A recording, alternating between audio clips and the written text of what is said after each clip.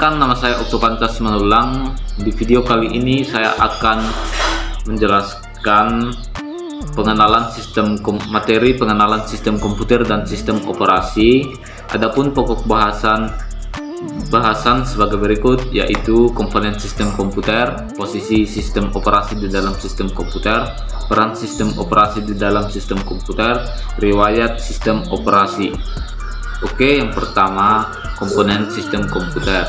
Komponen berikut adalah beberapa komponen utama dalam sistem komputer. Yang pertama, CPU atau Central Processing Unit.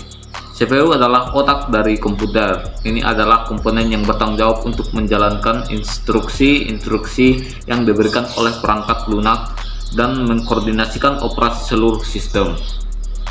Yang kedua, RAM atau Random Access Memory. RAM adalah tempat penyimpanan sementara untuk data dan instruksi yang sedang digunakan oleh CPU. Yang ketiga, motherboard. Motherboard adalah papan sirkuit utama yang menghubungkan semua komponen utama komputer. Yang keempat, GPU atau Graphics Processing Unit. GPU adalah komponen yang khusus dirancang untuk memproses grafik dan tugas-tugas terkait visual. Ini sangat penting untuk gaming, rendering video, dan aplikasi yang memerlukan kinerja grafik yang tinggi. Yang kelima, storage atau penyimpanan.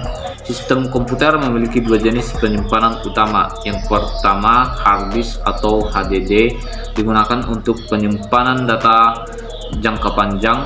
Ini berputar dan memanfaatkan piringan magnetik untuk menyimpan data. Yang kedua, solid state drive atau SSD, cepat dan tanpa pergerakan bagian mekanis, digunakan untuk memuat sistem operasi dan aplikasi dengan cepat. Yang keenam, power supply unit atau PSU. PSU adalah komponen yang menyediakan daya listrik ke seluruh sistem. Ini mengubah arus listrik dari sumber daya listrik ke tegangan yang sesuai untuk digunakan oleh komponen lain.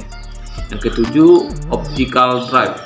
Meskipun semakin jarang digunakan, optical drive seperti DVD atau Blu-ray masih digunakan untuk membaca dan menulis data dari media optik. Yang kedelapan, peripherals atau perangkat tambahan. Ini mencakup semua perangkat tambahan yang terhubung ke komputer seperti keyboard, mouse, monitor, printer, dan perangkat lain yang digunakan untuk berinteraksi dengan sistem. Yang kesembilan, kartu ekspansi.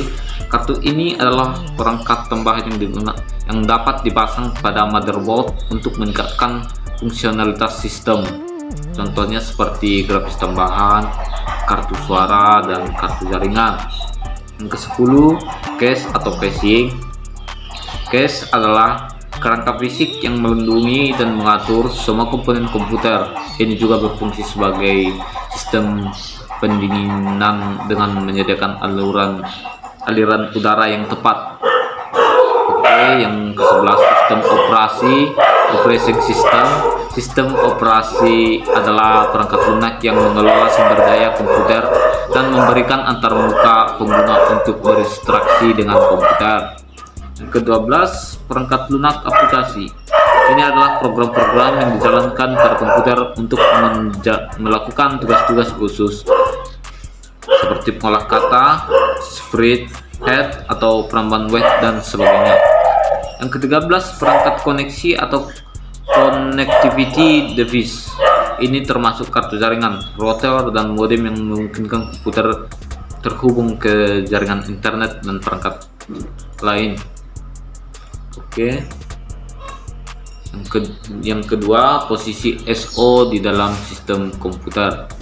Sistem operasi adalah perangkat lunak, sistem yang mengatur sumber daya perangkat keras dan perangkat lunak, serta sebagai daemon untuk program komputer. Tanpa sistem operasi ini, pengguna tidak dapat menjalankan program aplikasi pada komputer mereka kecuali program booting.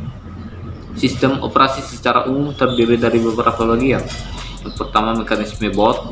yaitu untuk meletakkan kernel ke dalam memori. Yang kedua, kernel yaitu inti dari sebuah sistem operasi.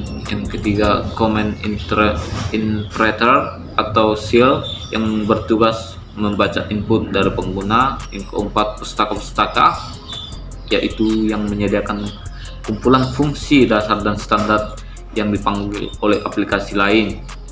Yang kelima, driver untuk berinstruksi dengan hardware eksternal sekaligus untuk mengontrolnya sistem operasi saat ini.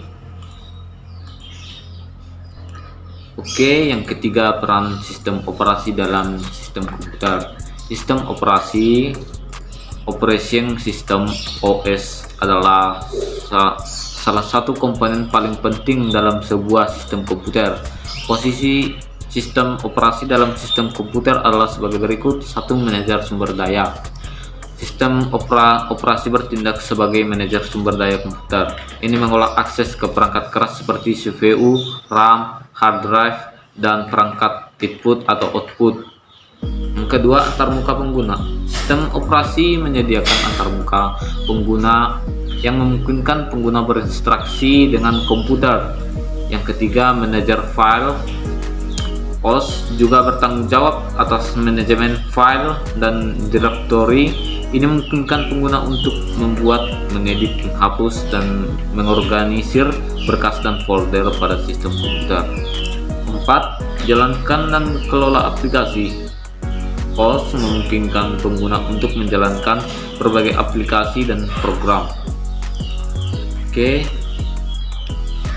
Yang kelima, keamanan. OS juga memiliki peran penting dalam menjaga keamanan sistem komputer. Ini mengatur hak akses pengguna atau mengekspresi data dan menyediakan perlindungan terhadap ancaman keamanan seperti virus. Oke, yang keenam, manajemen perangkat keras. Sistem operasi mengelola perangkat keras komputer termasuk driver, perangkat keras yang diperlukan untuk berkomunikasi dengan perangkat keras tertentu. Yang ketujuh, manajemen jaringan.